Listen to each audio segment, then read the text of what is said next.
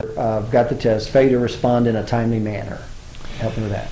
I've ordered records from Dr. Paul, and his office is too busy and doesn't get me the copy of the chart, and it takes forever to get me the final narrative report. Not good. Not good. Right. What kind of, you say failure to respond in a timely manner. What's your definition of a timely manner?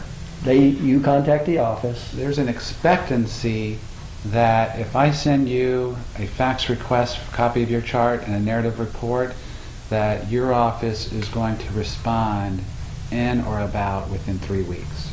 Okay. So I can do that demand letter. Okay, so you'll have the records within 3 weeks. That's a pretty good amount of time. Okay. Well, there's other attorneys that will be calling very next week, Right. or the very next day, Right. and I understand it you can know, vary. It varies depending on the case, Okay. but we're just speaking generally. Right, okay. So that's what you would say the definition of timely manner, failure to timely process final report. What's your comment on that?